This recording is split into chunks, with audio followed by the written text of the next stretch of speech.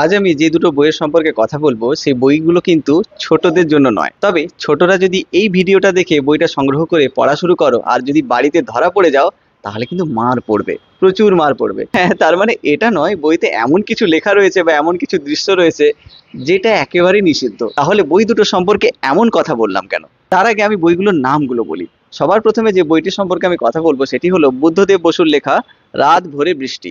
আপনারা যারা বহুদিন ধরে এই বই নিয়ে ঘাটাঘাটি করেন বা বইয়ের মধ্যে রয়েছেন তারা জানেন যে এই বইটি একসময় কতটা নিষিদ্ধ ছিল। বইটির যে টপিক অর্থাৎ পরকীয়া প্রেম, এইটা নিয়ে মানুষ কথা বলতেও আগে দ্বিধাবোধ করত, কিন্তু এখন আমরা জানি যে এই টপিকের উপর অনেক গল্প উপন্যাস রয়েছে।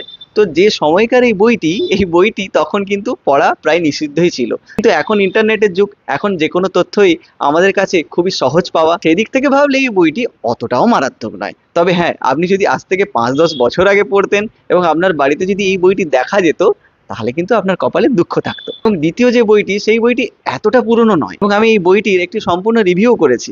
এবং বইটি পড়ার পর আমার প্রথমে কেমন একটা লেগেছিল, কিন্তু পরবর্তীকালে বুঝেছি যে এটাও এমন একটা ধরন বা একটা বিষয় যেটা আমার একেবারেই অজানা ছিল, এবং বইটি পড়ে আমি সেই ধরনটা জানতে পেরেছি। বইটির নাম হচ্ছে সৈকত মুখোপাধ্যায়ের লেখা নোনাবালি চোরাটান। এই বইটি আপনারা অনেকেই পড়েছেন এবং আপনাদের অনেকেরই এই বইটা কিন্তু খুবই প্রিয় বই। অর্থাৎ মোটা কথায় এই বইটির বিষয় এবং এই লেখকের লেখনী দুটো মিলিয়ে একদম মাখন হয়ে গিয়েছে। তবে আপনার যদি ডার্ক ফ্যান্টাসি আগে থেকে পড়া না হয়ে থাকে তাহলে সাবধান বাপু, আপনি কিন্তু এই বইটি পড়ে খুব বাহবা করবেন এমন কিন্তু নয়। তাই আপনাকে এই বিষয়টি সম্পর্কে আগে জানতে হবে, তারপরে গিয়েই আপনার এই টপিকটি বা এই বিষয়ের বইগুলি ভালো লাগবে। ডার্ক ফ্যান্টাসি মানে বুঝতেই পারছেন, সবকিছু কিন্তু সহজ সরল এবং নর্মাল নয়, বলা হলো কোনো কিছুই নর্মাল নয়। তাই আমার যারা পুচকে দর্শক তারা একটু বড় হয়ে এই বইগুলো পড়ো, আর যারা অলরেডি পড়ে ফেলেছো তারা জানো যে বইগুলো কেমন। এই ধরনের আরো ইন্টারেস্টিং বইয়ের সম্পর্কে জানতে গেলে চ্যানেলটি সাবস্ক্রাইব করে রাখতে হবে। দুটি সম্পর্কে যদি সম্পূর্ণ রিভিউ চাই তাহলে আপনি কিন্তু ফুল রিভিউ কমেন্টে টাইপ করে দেবেন।